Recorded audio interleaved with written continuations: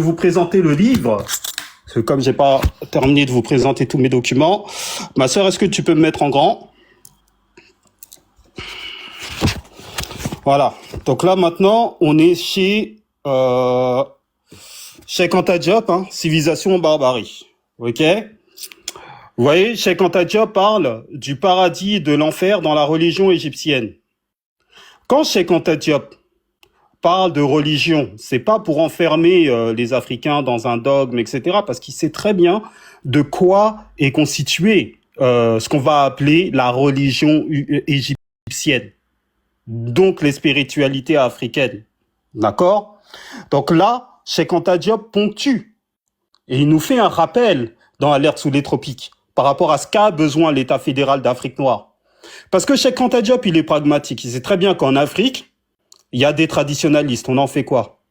Et là, aujourd'hui, il y a les kémites. On en fait quoi? Vous n'êtes pas structuré, il n'y a pas de liturgie, il n'y a rien du tout. Parce que si vous n'êtes pas structuré, comment l'État fédéral d'Afrique noire va vous financer? Il y a ces questions-là. D'accord? Donc, quand Cheikh Anta Diop, il parle, il donne un axe aux kémites. Il vous donne un axe. La religion d'Osiris est la première en date, on parle de religion, dans l'histoire de l'humanité, à inventer les notions de paradis et de l'enfer. 2000 ans avant Moïse, 3000 ans avant Christ, Osiris, la personnification du bien, donc en Médounétière, ça se dit Hun Nefer, qui veut dire l'homme perpétuellement bon, présidait déjà le tribunal des morts dans l'au-delà, coiffé de la couronne Atef. Si le mort a satisfait durant sa vie terrestre aux différents critères moraux qu'il serait trop long de citer ici, il gagne Arourar ou Ar, le jardin protégé par un mur en fer avec plusieurs portes, patati patata. Et là, donc, il vous a fait une représentation des éléments donc pour la vie après la mort, d'accord, des éléments dont les anciens kémites croyaient, d'accord, ok. Donc là, par exemple, donc c'est le mort qui doit atteindre différentes salles du jugement. Donc, il doit traverser un pont au-dessus de l'enfer. Donc là, c'est la page 416, 417 de Civilisation en barbarie. C'est ce qu'on appelle la droite. Ok? Donc, qu'est-ce qu'il y a dans la droite? Ici, vous avez le livre. Par exemple, le livre. Encore un livre. Donc, le livre de l'âme droite. Ok? Donc, c'est ce qui se passe dans les mondes invisibles. Donc, par exemple, dans le livre de l'âme droite, à la page 43 de ce livre, ici présent, la page 43 de ce livre, donc vous avez effectivement Ra. Le dieu Ra donne des instructions et prend soin des habitants de la droite, alors qu'il se tient à côté de ce champ, de cette entrée par lequel il passe. Vous voyez?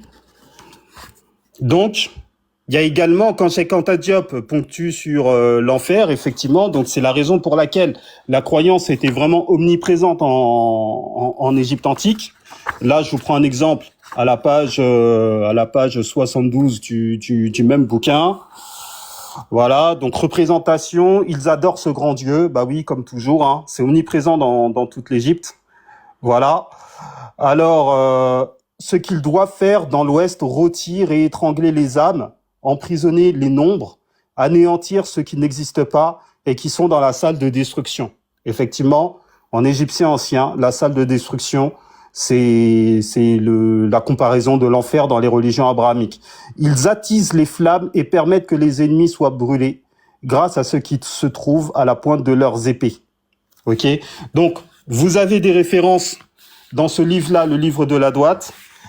Vous avez également d'autres références. Donc, je vous montre sur l'ordinateur maintenant par rapport aux travaux de certains archéologues.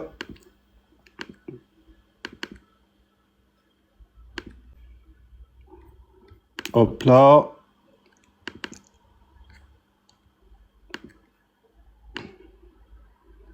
Ouvrir avec. Ouais, c'est bizarre qu'il me fasse ça. Bon, c'est pas grave. Je vous ai montré comme ça, on va effectivement continuer d'avancer.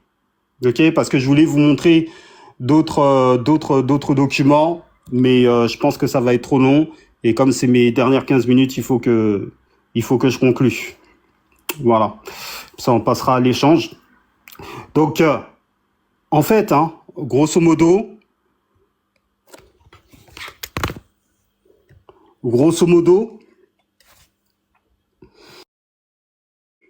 hmm, donc en fait, les fondements, voire même du système spirituel dans la vallée du Nil. Donc là, je vais passer tout ce qui est par rapport à Mahat.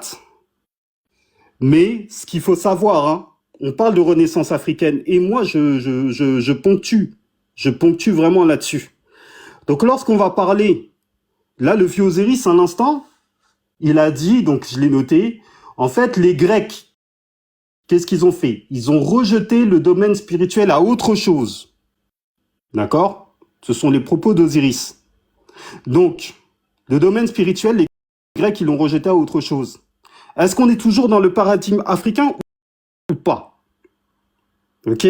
Parce que si les penseurs grecs de l'Antiquité, comme Pythagore, Thalès, Platon, Socrate, on sait très bien qu'ils ont voyagé en Égypte pour avoir les enseignements spirituels et scientifiques, les deux, ok?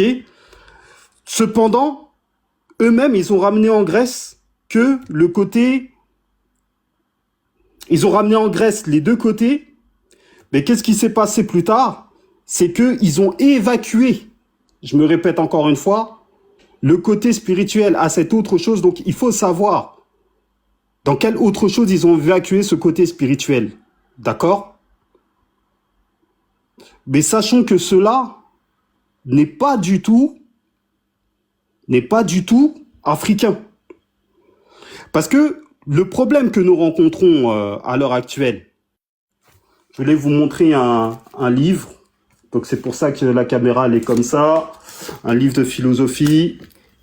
Alors, où est ce bouquin de philosophie?